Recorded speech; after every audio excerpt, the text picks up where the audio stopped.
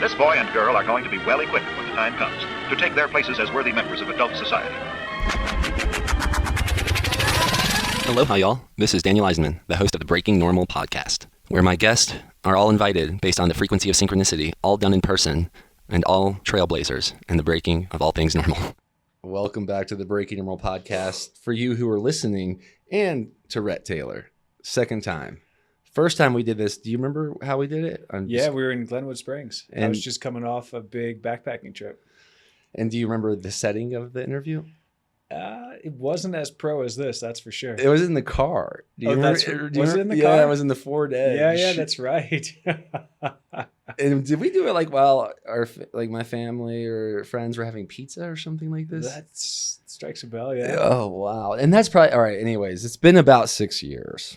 And I'm excited to sit down with you here in the Let's Do podcast studio. It definitely is more professional.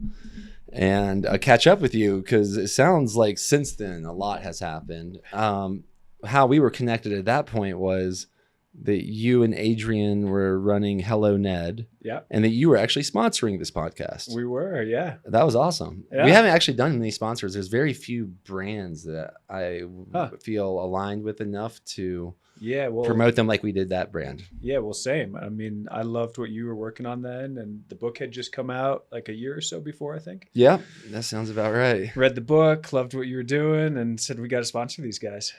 Well, man. Yeah, and I loved that partnership, and I loved y'all's partnership, and loved what you and your family were doing as a partnership, because I live in Boulder now longer than I've lived anywhere. Wow. Based on my personal choice. Yeah. And the very first night I ever spent in Boulder was at your house. That's right, man. Wow. That's crazy. With my dog. Your daughter, her mom, everyone. And everyone. And we did my first polar plunge at Buckingham Park. Was that your first in polar Boulder? plunge? No, not my first polar plunge, Yeah. but in Boulder officially. I'm like, I guess that was like my Boulder baptism there at Buckingham. That's right. And now I do it daily at Benji. I know you do. You're very famous for that. I remember we shot my bow, the bow I built in the yard, and and we did some pull-ups. Yeah, we did a ton of pull-ups. We climbed the rope.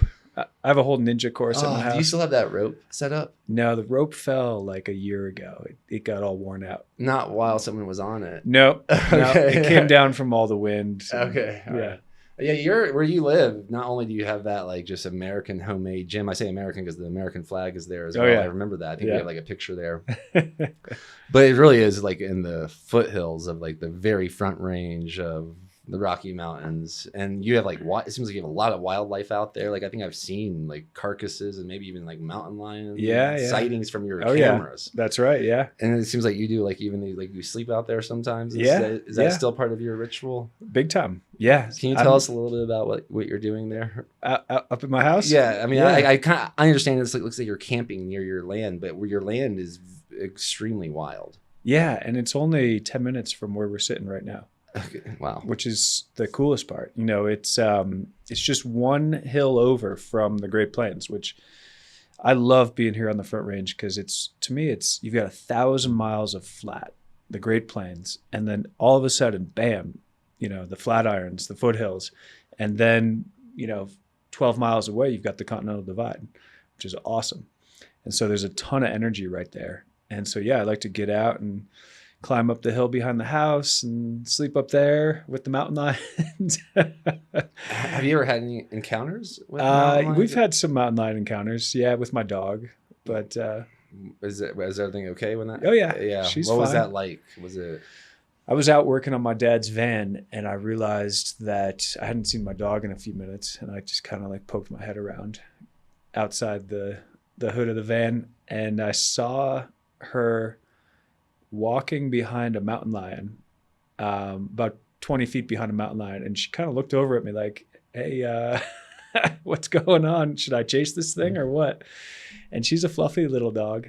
And the mountain lion just kind of walked off, and I called her back. And what breed is the dog? And she's an Aussie. Okay. Yeah, little Aussie doodle. But anyways, we get mountain lions up there, but no problems. Okay. Bears as well. Bears, and we have a whole fox family every year. They have little kits, super cute. That sounds super cute. Is that like safe to see like a fox den like that? Yeah. Okay. Yeah. I try to find it every year. Okay. Oh yeah. I bring Sienna to it, my daughter. Oh yeah. How old's your daughter now? She's 12. Wow. Yeah, when you met her, she would have been like 5. Am I hallucinating, or did I see her like driving a car on your Yeah, Instagram you saw story? her on my Instagram driving my truck. Yeah. Okay. She's a good little driver. Oh wow. I'm excited to talk about so many things, but so we can catch up where we left off 6 years ago. Uh-huh. Am I understanding you are no longer part of Hello Ned, or? Yeah, we sold the business. We sold it last November. Wow. Yeah. Like you and Adrian sold it. We sold it to a company called Foria. Wow. Foria is another Boulder-based wellness brand. Amazing company. And we were ready to sell. It's a long story, but when Adrian and I started the business, we said to ourselves, there are cycles. And most things move in a 7-year cycle. So we thought within 7 years, we want to have exited this business. Was that the intention prior to starting the business? Yeah, it was, honestly. It felt very, very, Ned was so aligned with my passion and purpose of helping people heal and thrive through a deeper connection to the natural world. And that's what we did for tens of thousands of people, if not more. But I did it all from an office on Arapahoe behind a laptop. And it was all through an internet connection. And I've been craving a much deeper, more personal, closer connection, hands-on, one-on-one kind of style. And I went and climbed Denali last year. This time last year, I was up on Denali, and just before leaving, our bank had collapsed. The bank that held our line of credit. For the business. Yeah. And so we went from very healthy finances to we had to take on some new debt, and things got really difficult for a little while. Okay. And so I leave for Denali with that in the background. I come back after 3 weeks, having not summited, having gotten really close to the summit and saying we need to turn around, otherwise we might not be able to. That's wow. Okay, I want to go back to that moment, but we continue with okay. Yeah, so kind of up there, and realized that the summit was, we had a choice. We could either stay and sit at 18,000 feet in our tents for the next 2 weeks with 2 massive Arctic storms bearing down on us, negative 50 degrees, frostbite, 100-mile-per-hour winds, or we could go down and try again another time. And I started thinking a lot about this element for me of it's got to be hard. In order to be valuable, it's got to be hard. And I've spent my whole life as an endurance athlete, as an adventurer, as an entrepreneur. I come from a very hardworking family, and we put a lot of pride in that, sometimes perverse pride. And it felt like that was a lesson. The mountain taught me that lesson in that week, which was it doesn't have to be hard to be valuable. Mm-hmm. And at the same time, my business was super hard. We were, it had turned into a struggle. It had gotten out of my zone of genius. It had gotten out of my passion. And we decided that, I decided not to summit, to head down, try again another time, and to come back and change the business. And I talked with Adrian, my business partner, and said, I'm ready to sell. I know what I really want to do. And it's the exact same mission, help people heal and thrive through a deeper connection to the natural world. But I don't want to do it through an internet connection anymore. I want to take people outdoors. I want to coach people. I want to facilitate. I want to lead retreats. I want to write about it. And I want to have a deeper, closer connection. And so Adrian was ready as well. And we decided we'd sell the business. Wow. I think you really explained that well, by the way.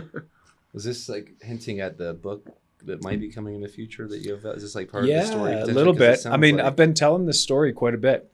I was on stage at the Conscious Entrepreneur Summit last week, the Boulder Startup Week the week before.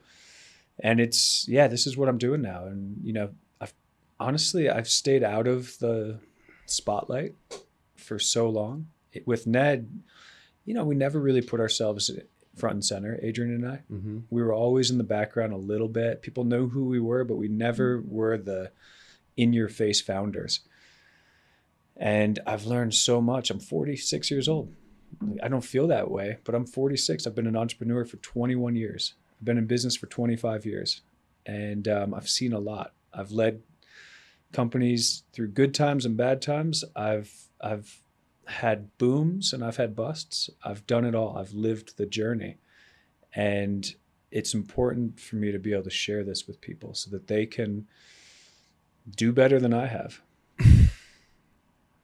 Yeah, well, it sounds like you're ready and you're doing it. So congratulations. It feels like sitting here, I'm having a feeling that you seem to be very aligned with this. That's the whole point. I came down from that mountain wanting to get much more aligned. And I've been doing the hard inner work ever since. And even before then. But I've learned so much in the last 12 months. It's been both the most challenging 12 months of my life and, not coincidentally, the most rewarding. I thought I was going to go broke, and instead I'm now worth more than I ever have been. And there was a surrendering that took place just before that had to happen. It couldn't have happened if I didn't surrender. In fact, we were trying to figure out who to sell the business to. I was so worried. I thought, this bank that collapsed was going to come and take my house, and who knew? I thought I was going to go back to the poor kid I grew up as. And I've worked so hard to not be that guy anymore. So hard. From third grade on, when I started trying to get good grades. And so it was really scary for quite a while. And I decided that, you know what? All my worry, it wasn't serving me. It wasn't helping in any way. And I decided I'm just done worrying. And I turned 45. I said, I'm done waiting. I'm done waiting for things to happen. I'm done waiting for permission here. I don't need your fucking permission. I'm going to go and fucking do it. And so it felt really good. And I've been doing the hard work ever since. My life has changed. Yeah. Nice. Yeah, and are you having a book come out? It sounds like you're you're in the works of it. I want to write a book. Okay. It hasn't been happening yet. It'll happen. I've put a lot on my plate out of excitement, out of pure joy and a desire to create. But at this point, I've gone from a team to a one-man show. And I'm realizing that it can't all happen at once. So I'm actually going next week. I leave a week from today to South Africa to spend a week with one of my favorite writers, Boyd Vardy. Boyd wrote The Lion Tracker's Guide to Life. Mm-hmm. You've read it? I have listened to part of it on Audible, and I think I want to restart it because something happened where I got distracted. Yeah, I've heard amazing things from it from amazing people. Well, it's been probably the second most impactful book I've read in the last 5 years. First being The Surrender Experiment. I've listened to that one while I was on a surrender experiment, which I think I still am on. Yeah. But when I listened to that book while I was on a full one, I was like, it was like very affirming to what I'm doing. Absolutely. That book is crazy. Yeah, that's a great one. Untamed Soul or Untethered Soul. Yeah, okay. And but yeah, The Lion Tracker's Guide to Life. So I read that 5 years ago, maybe 4 years ago when it first came out. And I loved it. The way Boyd speaks about nature was what I've been looking for in every book I read. The soulfulness of it. He doesn't go deep into the ecology or the science behind it. He goes into the spirituality of nature and the soulfulness. And it's so beautiful. It's so well written. It's so good. There's in one sentence, there could be 3 major themes to digest and philosophize over for days or even weeks. So anyways, I read that. And then 6 or 8 months later or so, I went and did a vision quest in the Utah desert out by Escalante. In fact, I parked myself on this cliff edge above the Escalante River. And I was there for 4 days. I brought a 5-gallon jug of water, a sleeping bag, and a little chair, like a little camp chair. And that was it. 3 things. And I 5 gallons? You said 5 gallons for 3 days? Yeah. Okay. All right. 5 gallons for 3 days, or 4 days rather. Okay. 4 days out there. Okay. And wow. yeah, and it was in the summer and no shade or anything like that. It was, but yeah, the purpose was to have a vision, and I had a vision on the very first day, and that's a whole other story. But on the end of the 3rd day, I'm starting to hallucinate from not eating, and there was this rock, and I'm looking out at this rock, and the rock turns into an elephant, and it says, "Come on." It's kind of like looking over its shoulder. It says, "Come on, we got to go." I'm like, "Where?" It says, "We got to go to Landalozi Game Reserve in the wild eastern corner of South Africa." And I said, and that's where Boyd wrote The Lion Tracker's Guide to Life. His family owns Landalozi Game Reserve. Okay. And I said to myself, well, that was a clear vision. Now, money and time are both a little tight right now. So I don't know if I'm going to be able to make that happen anytime soon. So I kind of put it on the back burner, but it's been something I've always wanted to do, or it's been something I really want to do. And then fast forward to like maybe 5 months ago, I'm introduced to a coach, an amazing guy, Janis Cherkis, who's a coach in Silicon Valley, very successful guy, works with, names we've all heard of. And he says to me, we get on a couple calls, he kind of becomes a mentor to me. And he says, "Ret, there's this thing I do every summer. I don't know, I feel like you would vibe on this. It's this retreat, and I bring 5 or 6 guys with me, and we go to this place. It's in South Africa. It's on this amazing game reserve.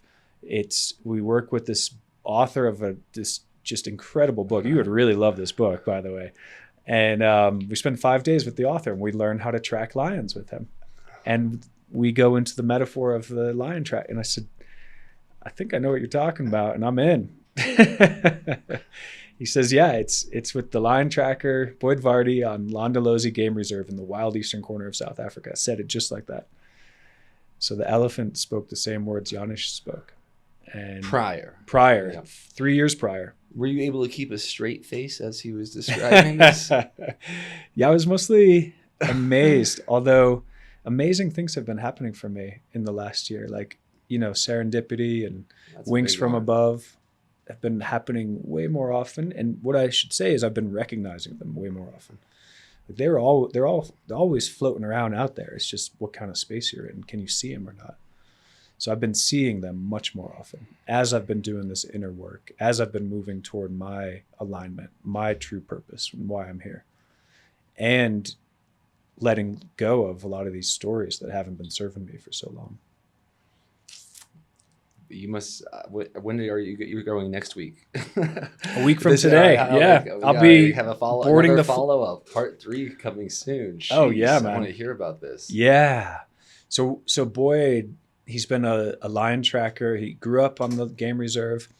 He would go out with others and track the lions, and then radio to the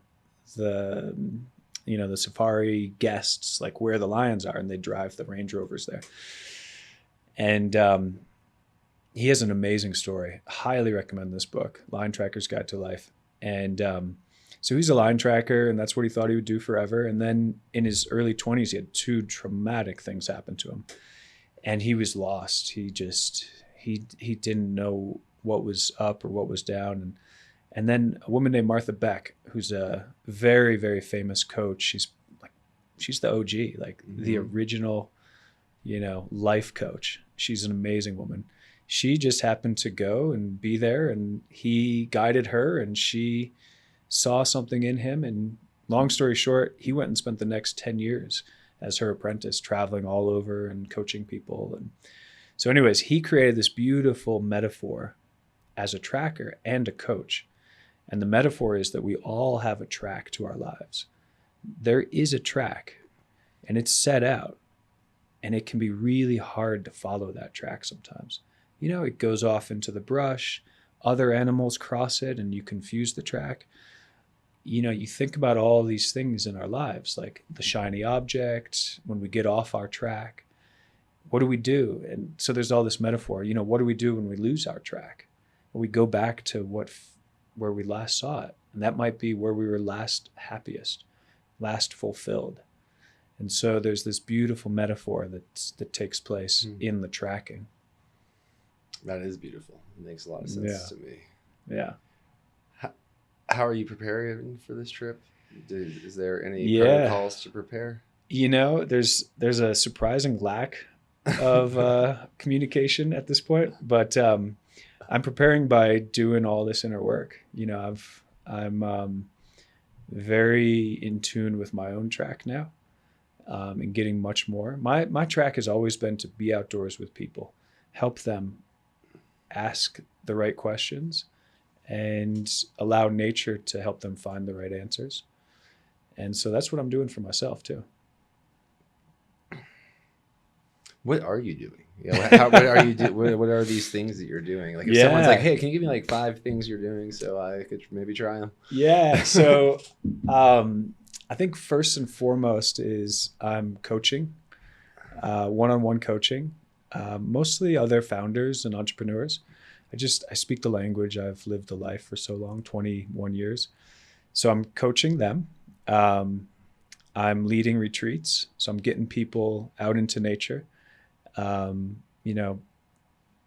Whether that's just a couple people or my biggest retreat's been about 50. And we'll spend time in nature asking important questions. It's so funny how we flip-flop. Yeah. Because when I moved here, that's what I was doing for 10 years. And then I have a dietary supplement company. Direct-to-consumer brand. Yeah. Okay. All right, keep going. Please don't. Yeah, wow. Yeah. It's an interesting... Yeah, well, this is what I've always wanted to do, but never gave myself permission to. I always thought, for one, who are you to do this? For another, maybe it's not lucrative enough. And back when I was a teenager, my dad would always say, you should be an outward bound instructor, like a commercial fishing guide or something like that. And in the 90s, that was all you could do if you wanted to be outdoors with people and make some money. And I say some as in like a little bit of money. Mm-hmm. And, I grew up with very little money and I wanted to make a lot. And I thought that would answer all my problems, and realized it hasn't, it won't. And also realized that, that is my calling. That's what I'm here on earth to do. And so I'm very in tune with that. I'm very aligned with that. I'm saying no to a lot of other opportunities, a lot of things, shiny objects that want to pull me in a different direction. And so I'm coaching, I'm facilitating retreats.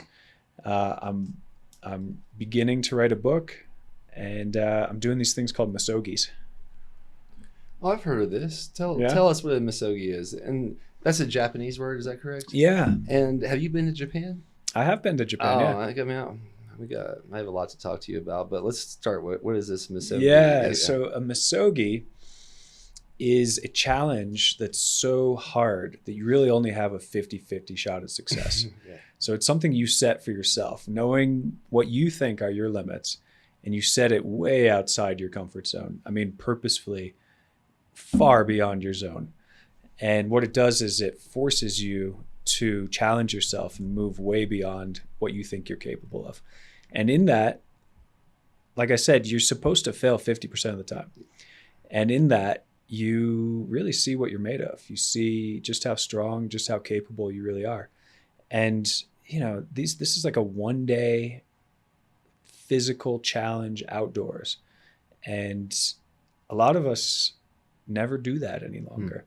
And our ancestors did it all the time, whether it was hunting or being a nomad and moving from water to water. And, our ancestors were challenged physically outdoors all the time. And as a result, they knew exactly what they were made of, and they grew again and again.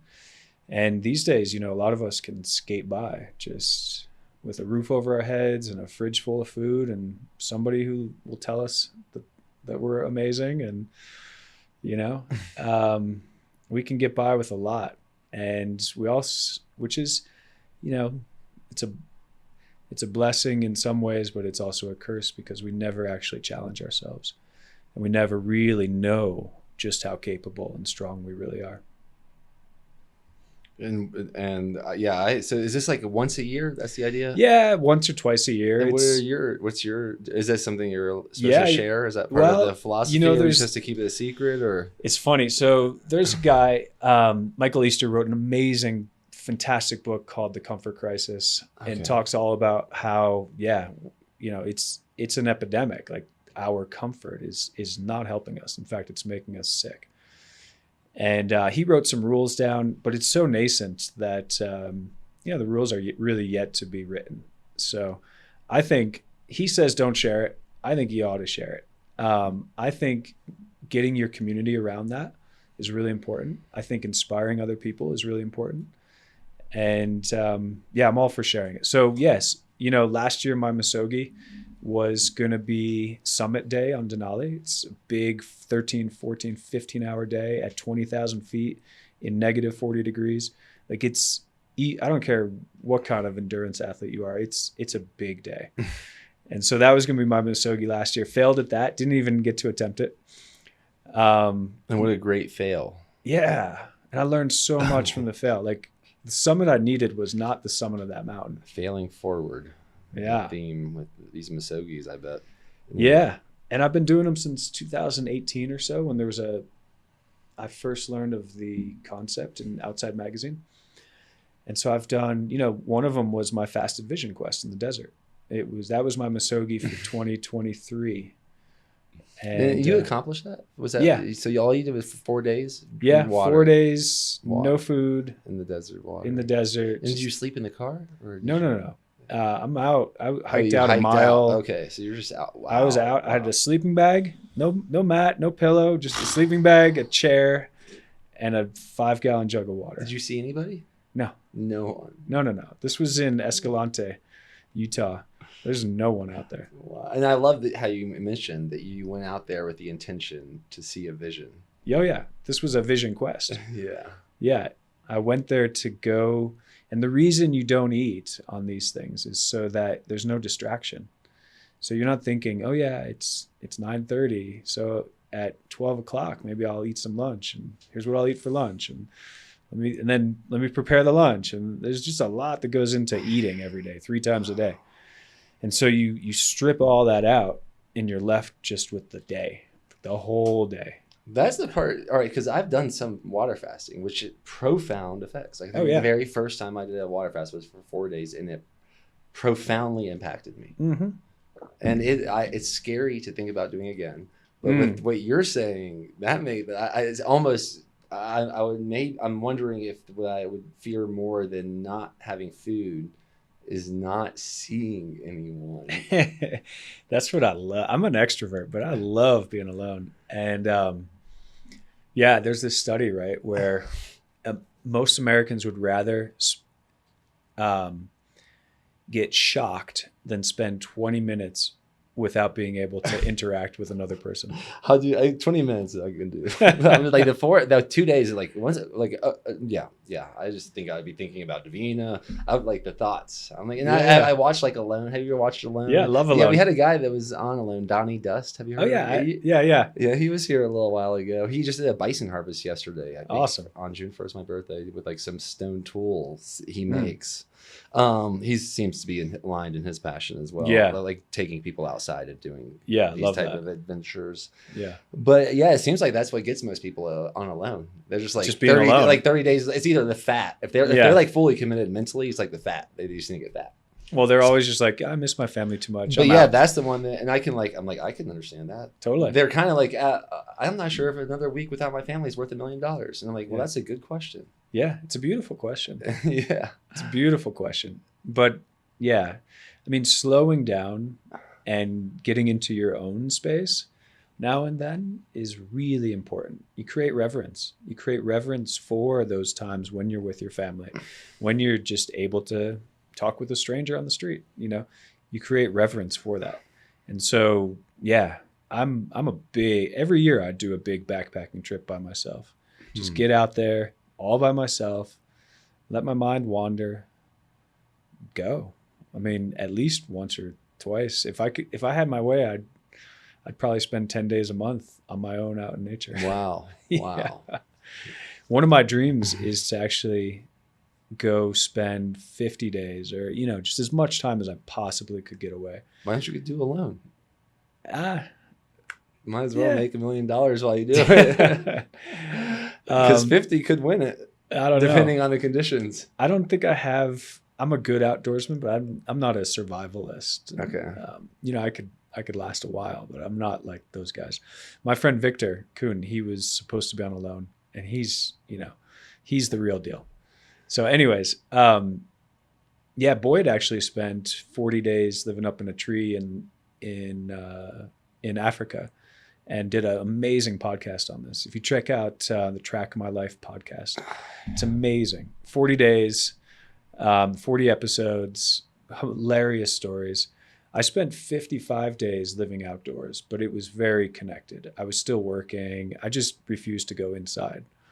And that was the summer of 2016. And I was living up near Glenwood and Carbondale and Aspen and Telluride. And then I went and did another vision quest in Utah. And it was an experiment to see how much I could thrive. Well, first of all, heal from a kind of not a failed business, but failed business without getting into it, and heal and then thrive. And the healing happened fast, and then the thriving happened real fast. It almost sounds like you're saying that your solo adventures that are extremely challenging is like has been the keys to your success.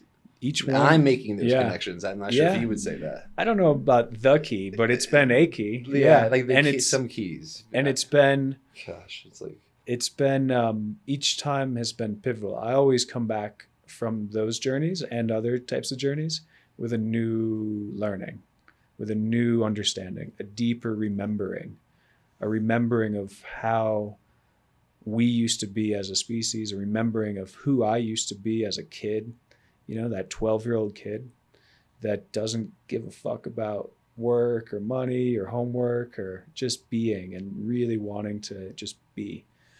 And it's these rememberings. It's the remembering of being primal. All right. So I'm imagining many people are at this point of the interview and they're like, I want to do this. Is there some sort of if it's even a younger, like a 16-year-old guy or someone that's never even done any of these ideas, is there a low-hanging fruit sort of agenda you can give someone? Like, why don't you just start with this? Yeah, sure. The cool thing is most of it's free. It's just reconnect with nature. And I say reconnect because we've always been connected. We are nature. We've just gotten more and more disconnected as we go along. But reconnect. I mean, start by getting a plant on your desk or look up at the sky between the buildings, that easy. To, go on a backpacking trip. Bring some friends if you need to. Disappear for an hour or 3. Go to the other side of the lake. Just sit, be with your thoughts. Or go on your own. Or go do a fasted vision quest with a sleeping bag, a chair, and 5 gallons of water. Or go spend 18 days on Denali, or 18 days on the Grand Canyon, which is a dream of mine. And look into Musagis. Musagi is, that's a 1-day, supercharged version of how do I reconnect with who I'm, my strongest self, my most alive, most vibrant, most confident, challenging self.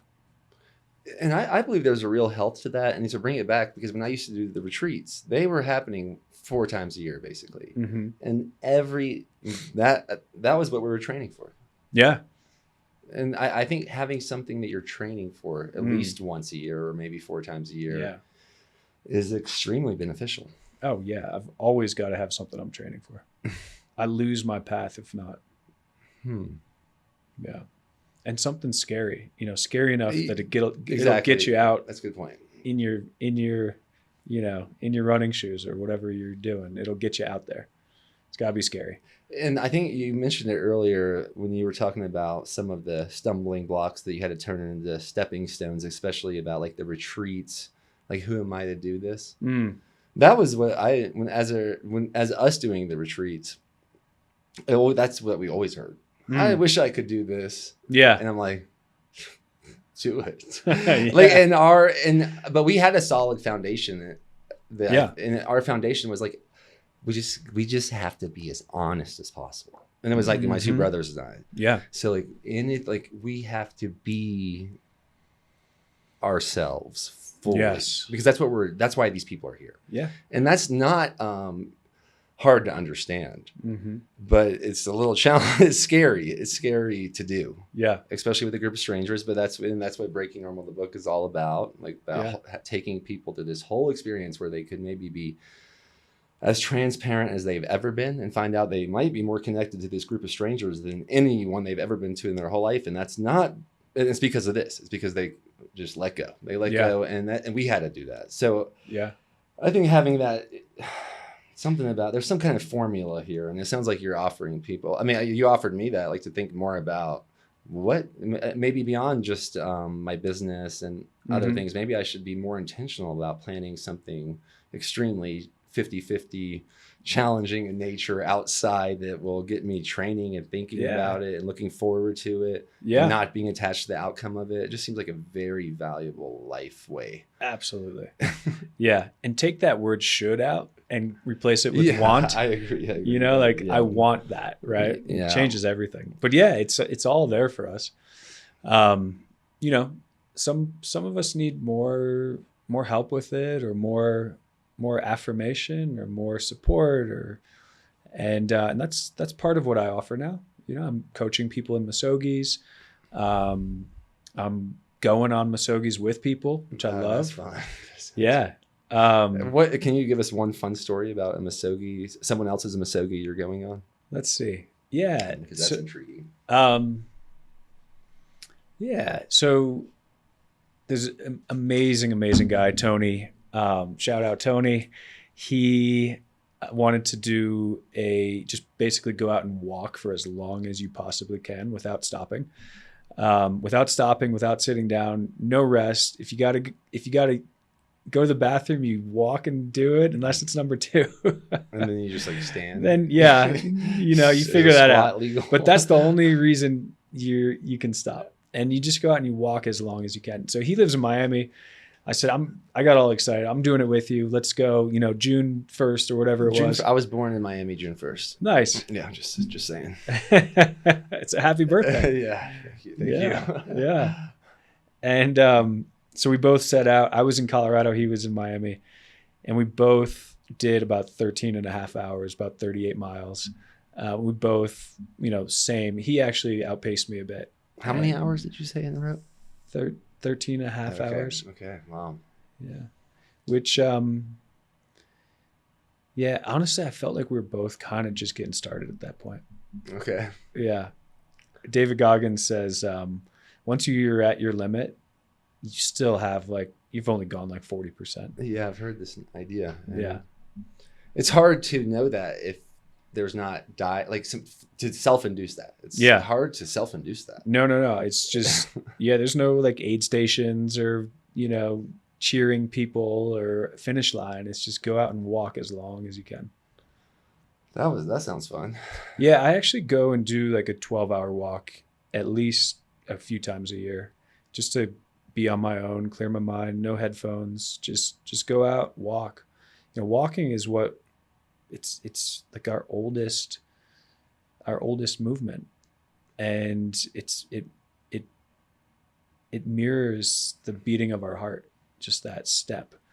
And we evolved as nomadic people, and so there's something very, very natural and right about walking, and it doesn't get the credit it deserves. Walking is a beautiful thing. So I'm on that team. Yeah, I'm on team walking.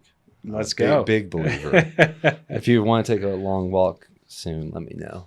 I'm all about it. Yeah. I'm going to be walking a lot in South Africa. We're going to be out tracking all day long.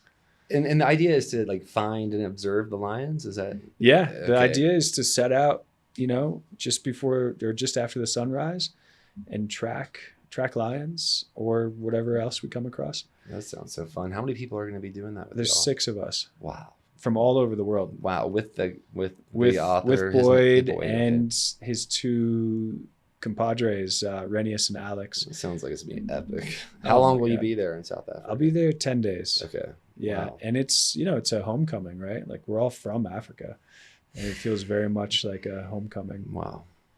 I'm going to the Big Island of Hawaii on June 13th. Nice. Have you been there? I have, yeah. Yeah. Did you ever see the lava flowing? I've seen some lava flowing There on the Big Island. Oh, you have? I have Yeah. not on the Big Island. Yeah. I want to see that. Yeah. They look like they had some massive spews the other day, like I've- 1,000 feet high. Wow. It doesn't even seem real. Yeah. When we were on the Big Island, we went to this, like, my family and I, my wife and daughter, we were told you got to go to this Hilton thing. And we go, and it's just, like all the fat tourists just doing the pina colada thing. And it was so not our scene. But we met this family, and I was just, the guy had dreadlocks and tattoos, and the girl was just awesome. And they had a great little daughter who was Sienna's age. And we started talking with them, and they owned a 3-acre farm down on the southeast side of the Big Island. And they were growing all these amazing superfoods. And they invited us over to the farm, and we went down there, and it was just unbelievable. They were selling it to the Japanese market for cancer prevention, and, like Djibouti kava, and just all this like beautiful, beautiful fruits and vegetables, and such a great spot for all that. It really is. That's that's why Davina wants to go for more like the produce scene. And I'm like, let's go to the Big Island then. Because that, with the lava rock, the old lava rock, it's the biggest mountain in the world. It's right there on the ocean. And there are it sounds like, I wonder if that person was like in the Puna area. Could be. Or Pahoa. Yeah. I would love that connection. I wonder if I even know them. I know a few people that live on the Big Island that I haven't heard from in a long time, but I think they're still out there just like eating off their land Such all a day good spot long. for that.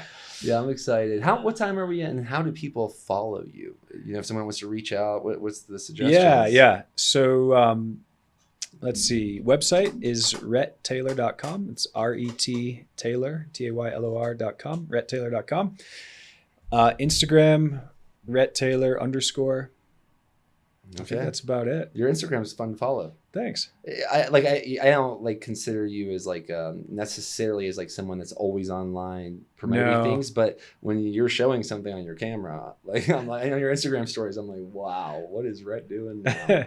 I go in fits and starts. I'm like, I'll share a lot, and then I'm just over it. And I disappear for a little bit, but yeah, I have fun with it too. So I'm trying to make it healthy. Honestly, it's my struggle. Like this, it's a tough balance. Yeah. I really love seeing what my friends are up to, and I can get drawn into it.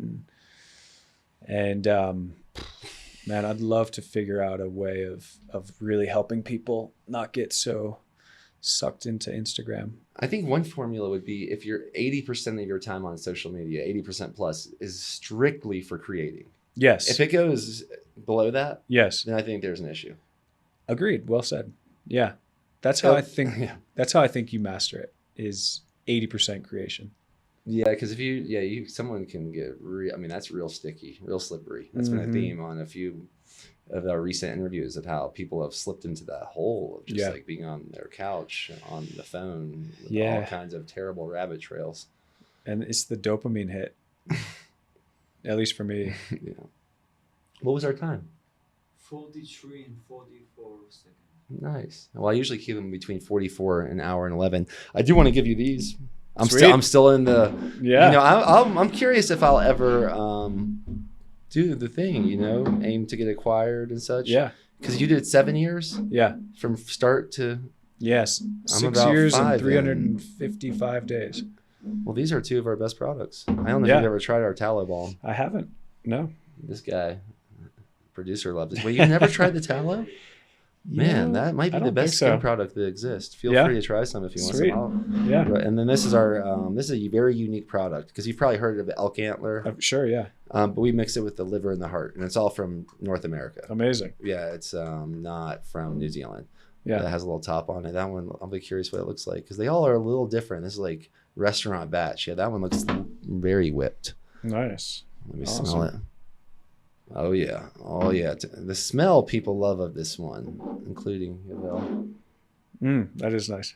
Yeah, and That's very it's nice. very simple. It's bison kidney fat, Oh, yeah, I can feel it. It's And- really good to the hair. organic Oh, yeah? emu oil, and then organic cacao and vanilla. More? I think I'm good for now. I like Good? it. I have All I have so much on me already. We have a few different versions, but that's the one people like the most, Nice. and that's great before I work out. Oh, yeah? But yeah, I think it's almost like it gives like it kind of feels like it lubricates your joints. It gives you more energy and stamina. Oh, it smells great. Yeah, that It stuff is smells good. like birthday cake. Yes, I had some birthday cake yesterday. It's pretty rare. I bet. I'm glad. When's your birthday? May 3rd. So that's when you'll be 47 next year. Okay, so you Yeah. just turned 46. Okay. Yeah. Did you ever tell us what your current Musagi, the next Musagi is? Yeah, no, I didn't. All right. Are we still recording? Yeah. Oh, Let's yeah. go. Let's yeah, keep it going. yeah. Oh, Good, yeah. good. I usually keep them between 44 an hour and 11, but I was right on the money. I asked right at 44 minutes. Yeah, sweet. And I wanted to check in with you. My Musagi for this year, I have a couple. One is to walk from my house to my buddy Ben's house in Winter Park. So it's about 56 miles. You go over the Continental Divide. There's the route I want to go. There's some climbing involved, and then walk down to his place in Winter Park. Ben's an amazing guy. Ben Davis, one of my good buddies. He's a former Navy SEAL and no stranger to challenge. So I want him to join me on this. And then my second Musagi is to write a book about it. So About that specific journey? so that'll Okay, be wow. sort of the thread. That'll be the through line. And then, so it'll kind of follow us as we go on this Musagi, but then it'll break off, what is a Musagi? Why? What is it about challenge that helps us? Here's been some of my challenges. Here's been some of Ben's challenges. And so you'll follow us on this journey as we make our way, whether we make it or not, over from my house to Ben's house, 57 miles. Y'all gonna do it together? Yeah. Okay. Wow. That's Yeah. Do you have a date planned, or is it like a kind No, of I think weather it'll be a pending July window? thing. Okay. I've been wanting to do it. I wanted to do it in winter, Whoa. which would, yeah. But I mean, again, these things are supposed to be hard. Wow. But this will be hard either way. So, yeah, those are my two Musagis for That's this year. That's awesome. Yeah, and then write the book, which is honestly the much scarier proposition for me. The time it takes to write a book. It's going to, just like you said, the element of just being alone for that long is the scary part. For me, time, I'm very much about optimizing time and making the most of every single second. And this feels like a labor of surrendering to time, not letting time get in the way of this thing that I really want to do. Well, a lot of the way Breaking Normal was created was hiking in silence and then speaking everything that came up, hiking in silence one way, and then speaking everything that came up in audio notes. Beautiful. On the way down. I could see. I don't know if that. I'm not sure if that resonates with you, but I'm like, that might be one way to optimize the idea of a book. I like it. I could do that. Yeah. Yeah. It served me a lot. Have you ever hiked Highlight Canyon in Bozeman, Montana? No, I've That's never. where most of the book was created. It Oh, was cool. like doing that hike in silence up and then walking down afterwards. Nice. There's 7 waterfalls, 7 miles up. Yeah. It was one of those situations where we were, this is very fun kind of summiting, but we Yeah. were like the last half mile and it started getting a little thundery and lightningy and kind Yeah. of scary. And my friend was done. The friend I was with was done. And I was just like, well, what if we just put our backpacks down and like jog up real quick? and then on that hike down, that was where most of it, like it hit that creative Yeah. strike and just poured out in a way. My intention with the South Africa trip is to really just see what comes, like just allow whatever's going to come to me. And that's the main thing. I have a hope though, that I come back really ready to write this book. And I think I will. I think you will too, because you're going to be spending time with one of the most well-known authors of our time, like intimately, and his dharma. Yeah, that's got to be inspiring. So I think it's a great trip you've got coming. I'm stoked for you. Well, it was that vision I had 3 years ago, and it's pretty cool. I'm saying yes to the vision, and I'm also saying yes to myself. And I haven't done that much in my life. That's not true. But it's rare that I get to say yes to something like this. And it's a big expense, and it's a big commitment of time. And I'm just a full hell yes. So nice. Thank you, man. Any questions for me before we continue the adventures? What number episode is this? How long? You've been doing this forever. You might have a good question. I bet it's like around close to 180. Wow. Oh, close to 190. We are 187, 188. Really? Okay. Well, okay. Sweet. Congratulations on that. Thank you. Well, thank you for supporting it. Persistence. You're a major catalyst for it. Amazing. Because like when we found a sponsor, and personally because we were communicating with you, it's like, let's promote these guys. Yeah. Like, and let's get a sponsorship for the podcast. And that like made everything more real. There was like a lot of things that have made it more real. Yeah. And especially here at the studio. Oh yeah, big time. For sure. This is like maybe the quantum upgrade that I've been waiting for. Yeah. In some ways. But really what has always made it real from the very beginning is the whole intention of the show is like having an unplanned conversation with someone that I think that's breaking normal, because like God synchronously brought us together to be able to have a conversation for an hour. Yeah. That I think other people would be pretty fascinated by as well, because I've always been very enthralled, including today.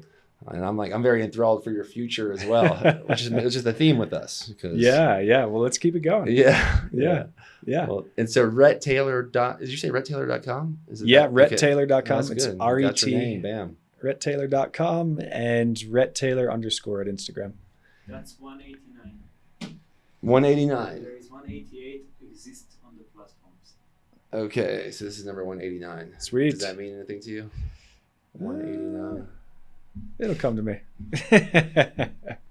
Are you a numbers guy? Do you have any very special numbers in your life? Yeah, 12 is a big number for me. 12. I like the number 12. Yeah. All right. I'm going to cut myself off now. Keep breaking normal, y'all. Yeah.